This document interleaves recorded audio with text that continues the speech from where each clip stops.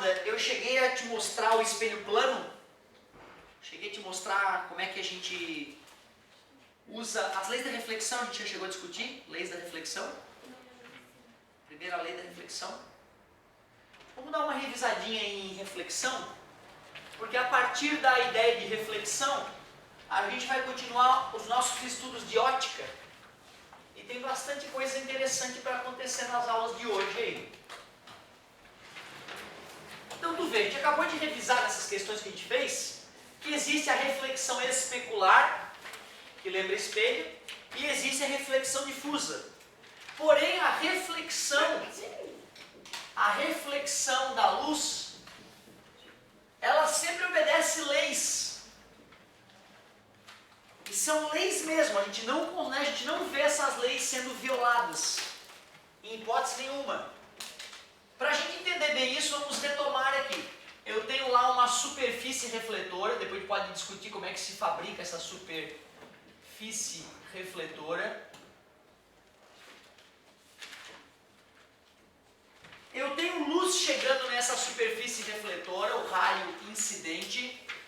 Para que eu meça como é que esse raio de luz chegou na superfície refletora, eu sempre vou usar como referência a reta normal, que é uma reta imaginária que faz 90 graus com a superfície refletora bem no ponto onde o raio incidiu.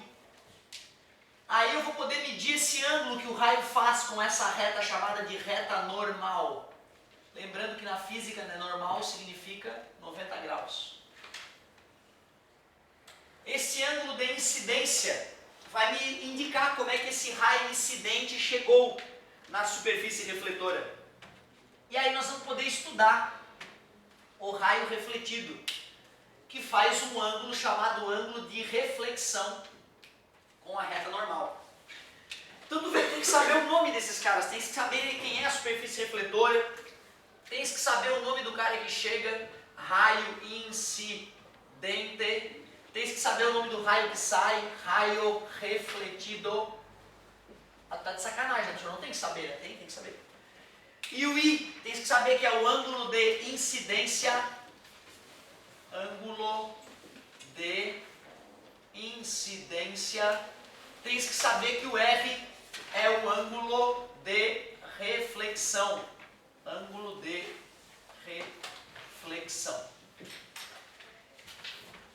E cara, eu gosto de insistir com os meus alunos que eles, desde que eles têm uns 12 aninhos, eles já sabem as leis da reflexão, todos, sem exceção.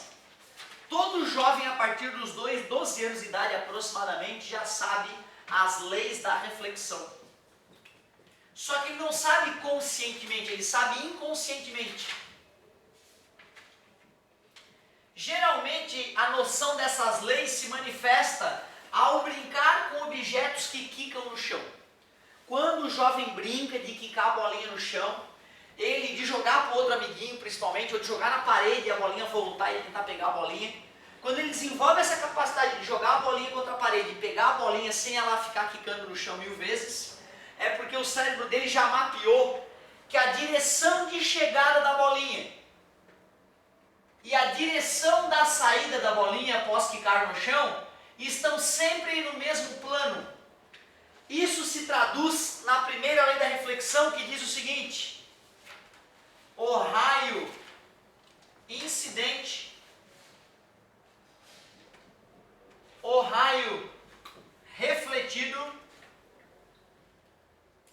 refletido e a reta normal são coplanares.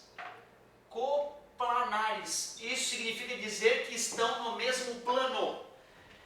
Ou seja, se eu jogo uma bolinha em cima da mesa de um de vocês só de ver qual seria a jogada da bolinha, já saberiam, né, que a bolinha quica e vai para lá.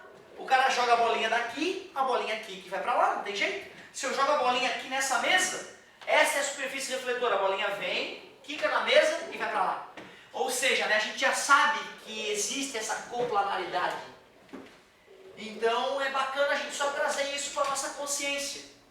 Um raio de luz se reflete como uma bolinha quicando numa superfície perfeitamente plana. As segunda lei da reflexão ela é ainda mais simples e mais lógica. O ângulo de incidência é igual ao ângulo de reflexão. Então, quando o jovem começa a quicar a bolinha de basquete que ele ganhou lá, Dia das Crianças, quando ele começa a quicar a bolinha assim, ó, ele já sacou essa lei. Ele sabe que se o ângulo de incidência é zero, o ângulo de reflexão é zero, mas se existe um certo ângulo de incidência, o ângulo de reflexão é o mesmo. Então ele não pode quicar a bolinha muito inclinada, que ele já não consegue pegar a bolinha com a outra mão. Então tu vê, né, cara, ao brincar com bolinhas que quicam sobre o chão, o jovem acaba tendo que aprender essas leis intuitivamente para brincar com a bolinha, senão a bolinha nunca para na mão dele. Jogar tênis. Cara, jogar tênis é justamente aprender a antever aonde a bolinha vai chegar antes dela chegar, para poder te posicionar e devolver a bolinha pro cara. E aí se o cara bota efeito na bolinha, ferra com tudo, né? Porque quando ele faz a bolinha girar, ela vai quicar e vai aparentemente desobedecer essas leis. Porque na verdade terão outras forças envolvidas, né? Tomem cuidado, a nossa bolinha de luz aqui, o nosso fóton nunca vai ter efeito. Ele sempre vai quicar de um jeito perfeito no chão, tá?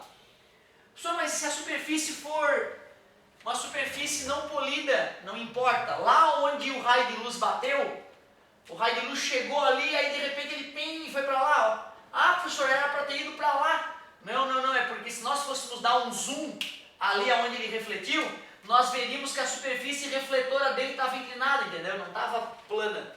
Ele bateu numa superfíciezinha que já estava inclinada microscopicamente ali. Então, dentro daquela superfície onde ele refletiu, o ângulo de incidência é igual ao ângulo de reflexão, o raio incidente, a reta normal e o raio refletido são coplanares. Só com essas ideias e com o princípio da ótica geométrica, nós vamos começar a entender a alucinação que nós temos diante de um espelho plano. Sim, aquilo que tu vê diante de um espelho plano, que parece muito contigo, é uma alucinação. E não é tu, obviamente, porque tu não pode estar dentro da parede, né? Certo? Então vamos lá, vamos começar a estudar o espelho plano.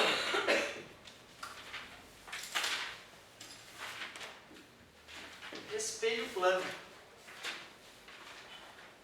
Cara, eu passei muitos anos fazendo esse desenho para a gurizada, achando que eu estava mentindo para eles.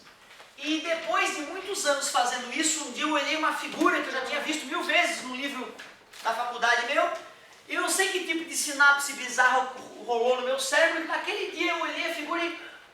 Porra, não estava mentindo, que alívio. Eu estava falando a verdade. Tu vê que viagem, né, cara? Às vezes tu simplifica um fenômeno natural, às vezes tu simplifica um fenômeno natural de tal forma que parece que tu está mentindo para explicar o fenômeno, mas não é mentira, cara. Rapidinho, ó. Quando eu coloco um objeto, não é o recreio agora não, né? Não.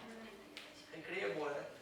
Ó, quando eu coloco um objeto diante de um espelho plano, saem infinitos raios de luz da cabeça desse objeto para tudo que é lado.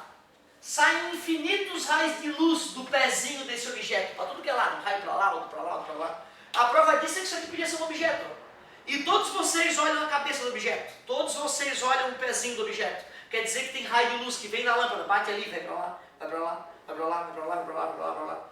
Então, se tu filosofar um pouquinho, tu percebe que a ideia de que existem infinitos raios de luz saindo da cabeça do objeto e infinitos raios de luz saindo do pezinho do objeto é bem lógico. Já que tem raios de luz penetrando na menina dos olhos de vocês, né? Que na verdade não é uma bolinha preta, não se esqueçam, uma regiãozinha transparente do olho. Eu só preciso estudar 2 raios de luz que saem da cabeça do objeto. Esse raio é bom de utilizar, ó. O raio que chega com ângulo de incidência zero, se reflete com ângulo de incidência zero e se reflete sobre ele mesmo. Certamente aquele raio de luz existe. Um raio de luz que chegasse obliquamente ao espelho seria refletido com o mesmo ângulo. Eu posso pegar esse tamanho, duplicar ele ali para cima. Assim, por mais que a minha mão esteja trêmula, eu estou fazendo um raio refletido honestamente. Só que quando esse raio de luz penetra no olho de alguém, o cérebro desse alguém fala para a pessoa, Luzane Lia. Então o cérebro jura por tudo que é mais sagrado que a luz está vindo de trás do espelho. E aí tu enxerga a cabeça do objeto lá atrás, embora ela não esteja lá atrás. Não tenha nada lá atrás, tem uma parede atrás do espelho. E o teu cérebro enxerga alguém lá atrás do espelho. Se eu faço o mesmo estudo com o pezinho do objeto, e observe, meus amigos, não interessa qual é o raio de luz que tu vai desenhar, tá? Tu escolhe o raio de luz que tu vai desenhar. Se tu obedece o fato de um ângulo de incidência ser igual ao ângulo de reflexão, não importa qual é o raio de luz que tu desenhe, todos eles, ao serem prolongados, vão bater no mesmo maldito ponto. Por isso que quando tu vê a luz que vem do objeto, teu cérebro te engana e fala, a luz está vindo lá de trás. E como o objeto é inteiriço, a imagem será inteiriça também. É por isso que a gente vê uma imagem muito parecida com o objeto.